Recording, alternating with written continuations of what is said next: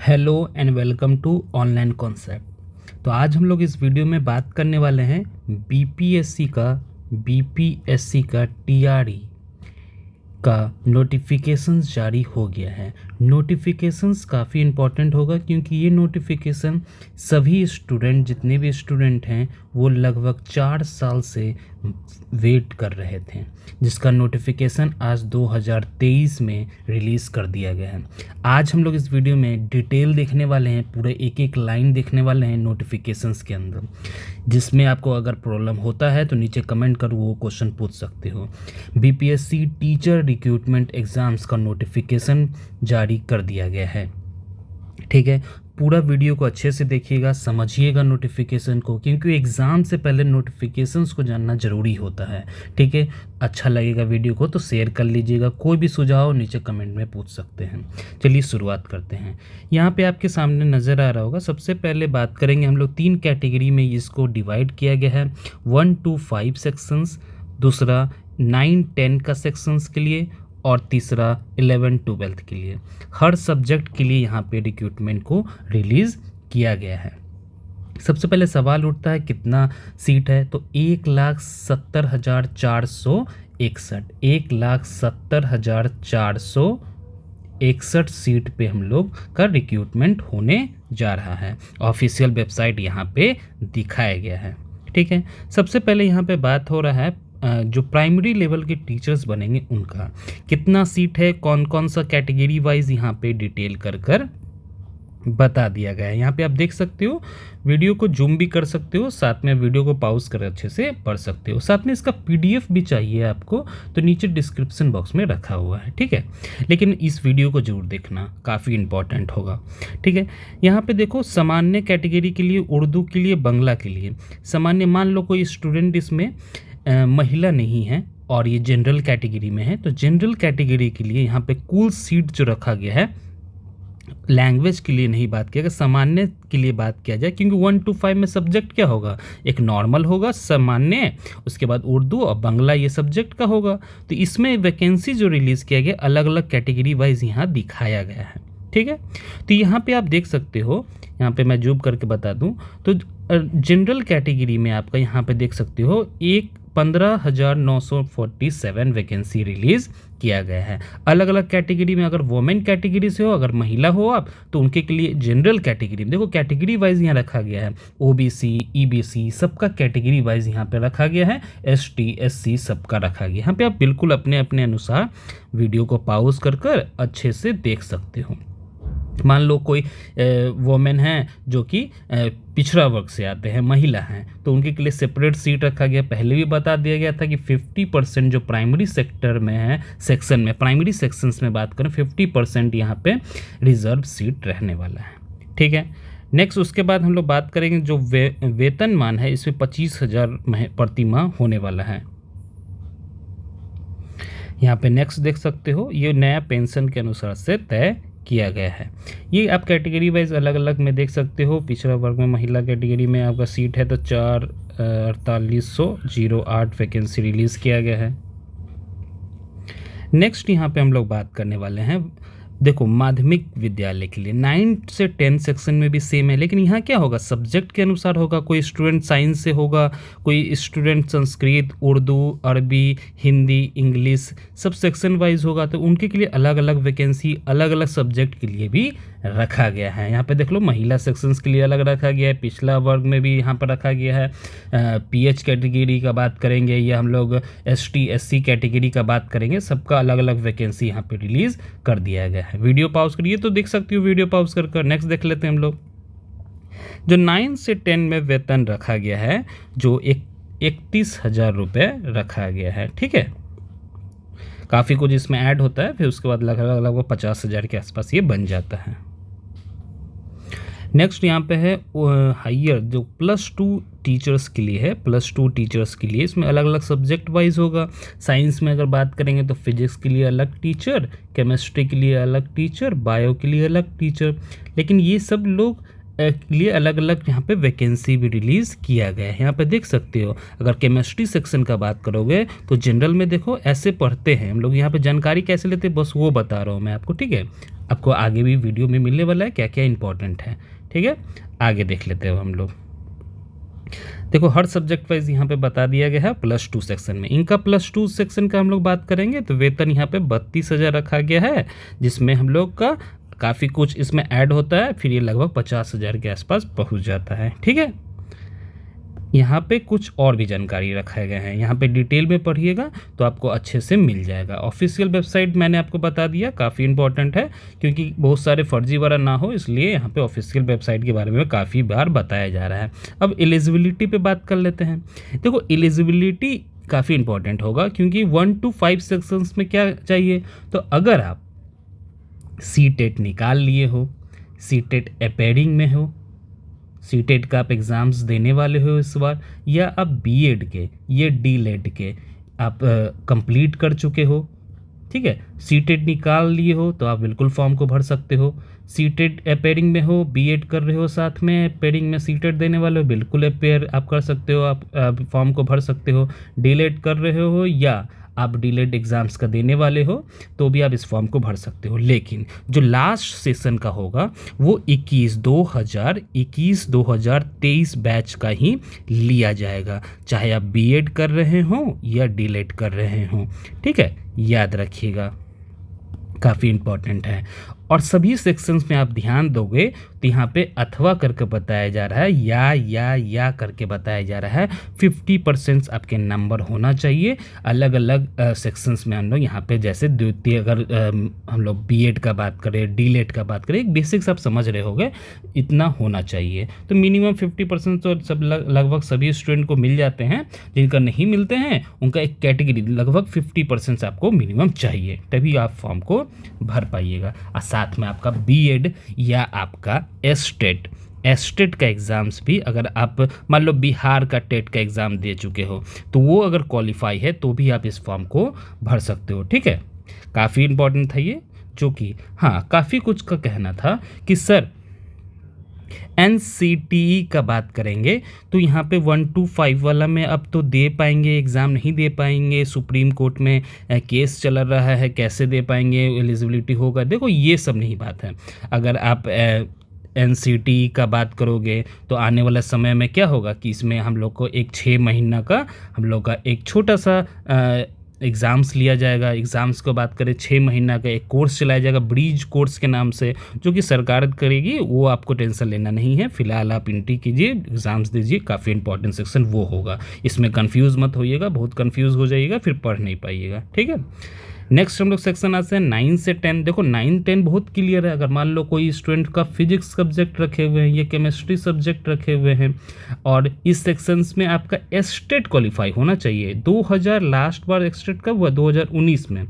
तो जो बच्चा का एस्टेट का पेपर 1 क्लियर कर लिया है और बीएड भी कर चुका है, या डीलेड तो नहीं हो सकता, तो बीएड कर चुका है और एस्टेट का पेपर 1 कर चुका है, तो 9-10 में वो एलिजिबल है। एकदम साफ भाषा में अगर बात किया जाए तो ये है होने वाला है। ठीक है, तो एस्टेट का 2 पेपर होता है, तो पेपर 1 क्लियर हो जाना चाहिए। अब इसमें एस्टेट का बात कर रहा हूँ मैं, सीटेट का नहीं। सीटेट वाले बच्चे 9 से 10th वाले में नहीं भर पाएंगे, ये याद रखिएगा। ठीक है, और इससे पहले तो क्या होता तो कि हम लोग का 6 to 8 सेक्शन में कोई वैकेंसी नहीं है, तो हम लोग कैसे फॉर्म भर पाएंगे। इसलिए पेपर 2 जो सीटेट का होता है वो हम लोग इसमें भर नहीं पाएंगे, तो इसका बात ही नहीं है। हम लोग एस्टेट का बात कर रहे हैं तो पेपर 1 होता है 9 से 10, एस्टेट का 9 से 10th वाले जो स्टेट का पेपर 1 होता है ना, 9 से 10th का होता है, याद रखिएगा, कंफ्यूज होते हैं बहुत कोई। ठीक है, अब यहाँ पे हम लोग आगे आ जाते हैं 9 से 10th वाले में अलग अलग सब्जेक्ट हैं। यहाँ पे आप देख सकते हो गणित का, विज्ञान का, सामाजिक विज्ञान का, भाषा संबंधित से आप ये सब जानकारी ले सकते हो। ऐसे मैं आपको ओवरऑल बता दिया हूँ। अब गणित का बात करोगे तो कौन भर सकते हैं फॉर्म को। मान लो कि आपके पास स्टेट का पेपर 1 है, आपको साथ में क्या चाहिए, आपका जो ग्रेजुएशंस किए हो उसमें गणित होना चाहिए। ठीक है, और साथ साथ उसके साथ अगर कंप्यूटर साइंस भी है, इलेक्ट्रॉनिक्स है, या फिजिक्स भी रखे हुए, केमिस्ट्री भी रखे हुए, तो कोई भी 2 सब्जेक्ट आपका होना चाहिए। ये बिल्कुल फुलफिल आप कर पाते होंगे। ये इंजीनियरिंग सेक्शन से हो तो आप बिल्कुल गणित के भी टीचर्स बन सकते हो। ठीक है, आई होप आप अच्छे से समझ रहे होंगे। ठीक है, यहाँ पे आप 9 से 10th वाले में देख लियो, यहाँ पे अथवा शिक्षा विभाग की मान्यता प्राप्त है और यहाँ समूह के कम से कम 50% मार्क्स आपके विश्वविद्यालय में चाहिए। ठीक है, ये सब तो आपका डिटेल सही है। उसके बाद नेक्स्ट आते हैं 11-12, एकदम सेम सेक्शन है। 11-12 में क्या चाहिए, तो एस्टेट का हम लोग का पेपर 2 जो 2019 में हुआ है ना, ये उससे पहले जो भी हुए हैं उसका बात कर रहा हूँ, ये सिर्फ लास्ट जो क्या हुआ 2019 में, अगर वो आप क्वालिफाई कर चुके हैं उसमें तो बिल्कुल आप फॉर्म को भर सकते हैं। साथ में आपके पास बीएड का डिग्री होना चाहिए, लेकिन कुछ सब्जेक्ट को छोड़ दीजिए, जैसे कंप्यूटर का बात करें तो उसमें बीटेक और बीई वाला को भी एलिजिबल है। ठीक है, कंप्यूटर पढ़ाने के लिए बीई और बीटेक वाले भी एलिजिबल हैं। ठीक है, याद रखिएगा, तो उनके के लिए बीएड का ज़रूरत नहीं होगा। तो इसमें कम से कम मिनिमम मार्क्स क्या चाहिए, जो हम लोग ग्रेजुएशंस का बात करें तो 45, देखो अलग अलग सेक्शंस में रखा हुआ है, बीएड किए हुए हैं तो उनका अलग सेक्शंस है। 50% मार्क्स चाहिए, लगभग 40 से 50 के बीच में है मार्क्स जो मिनिमम रखा गया है यहाँ पे।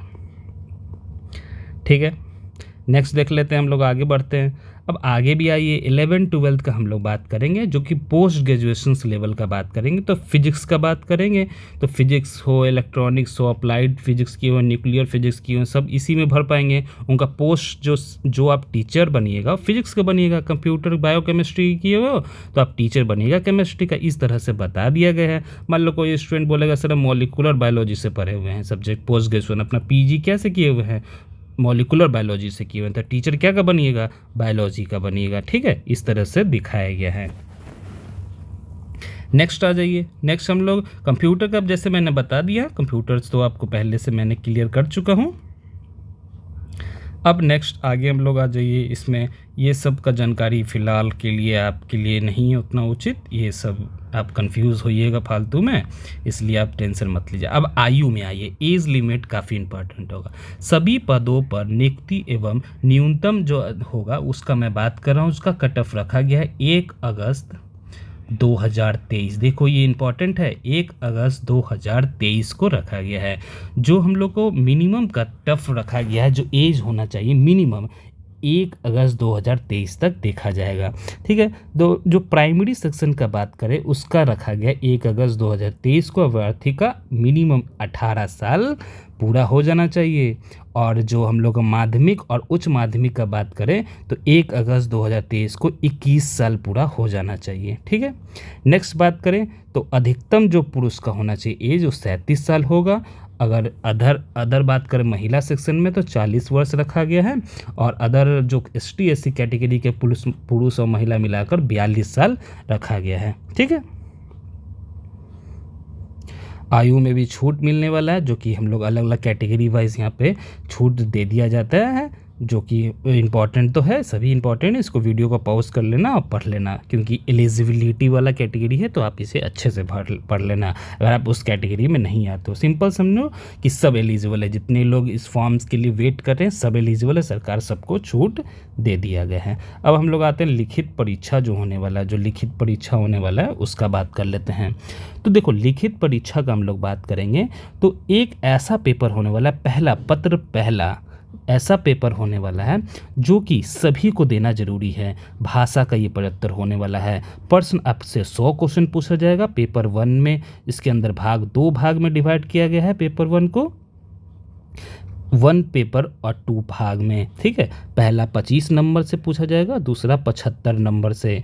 25 नंबर वाला में इंग्लिश पूछने वाले हैं हम लोग से, और 75 जो क्वेश्चन पूछे जाएंगे उसमें हिंदी, उर्दू और बांग्ला का बात किया जाएगा। देखो इसमें टोटल 100 क्वेश्चंस पूछने वाले हैं, जिसमें से आपको पासिंग मार्क्स होगा सिर्फ 30 नंबर लाना है। ये एक मेरिट लिस्ट में नहीं होगा। देखो मेरिट लिस्ट में नॉट इन मेरिट लिस्ट में यह ऐड नहीं होगा। याद रखिएगा, हर बच्चा इस एग्ज़ाम को देगा, चाहे 1 से है या 2 से है। ये सेक्शंस कोई भी 12 तक में हर सेक्शंस में एग्ज़ाम देंगे, इनका मार्क्स कभी नहीं जोड़ा जाएगा, लेकिन मिनिमम आपको 30 नंबर लाना है। इसमें नेगेटिव मार्किंग भी नहीं होगा। नेक्स्ट देख लीजिए, नेक्स्ट जो सामान्य अध्ययन का बात करें, इसमें से 120 क्वेश्चन पूछने वाले हैं 2 घंटा में। 2 घंटा में 120 क्वेश्चंस पूछने वाले हैं, मतलब 120 मिनट में आपको 120 क्वेश्चंस पूछने वाले हैं।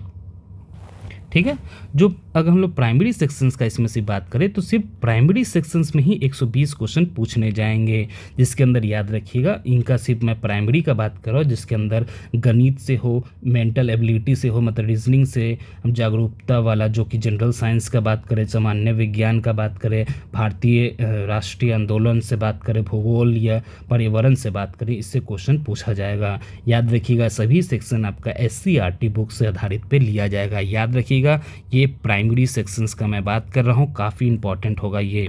नेक्स्ट सुन लीजिए, नेक्स्ट है विषय और सामान्य, जिसके अंदर 120 क्वेश्चन पूछने वाले हैं, 2 घंटा का क्वेश्चंस होने वाले, 2 घंटा का एग्जाम्स होगा, जिसमें 2 पाली होगा, जिसके अंदर हम लोग का GS का लेवल जो पूछा जाएगा, GS का सेक्शंस पूछा जाएगा, वो पार्ट 2 है जिससे 40 क्वेश्चन, और जो आपका सब्जेक्ट है उससे 80 क्वेश्चन पूछने वाले हैं। मतलब किसी का मैथ से तो मैथ से 80 क्वेश्चन, बाकी GS का जो सिलेबस रखा गया है वो, ठीक है, याद रखिएगा।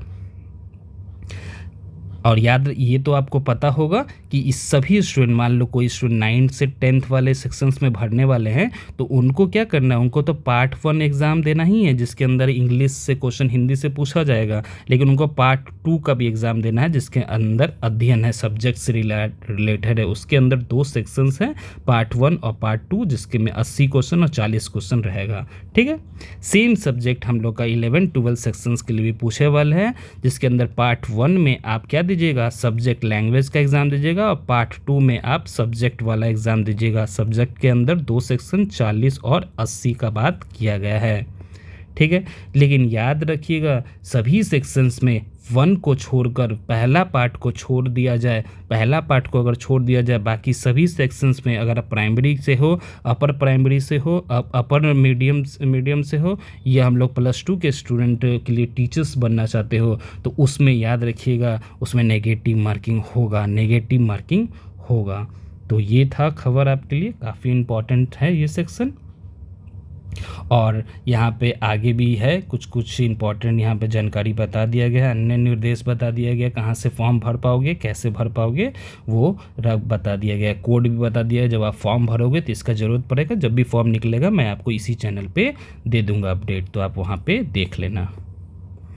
नेक्स्ट हम लोग बात करने वाले हैं, यहाँ पे आप देख सकते हो फॉर्म कैसे भरेगा, वीडियो को पॉज कर लेना, देख लेना। उसके बाद इंपॉर्टेंट जानकारी भी यहाँ बता दिया गया है।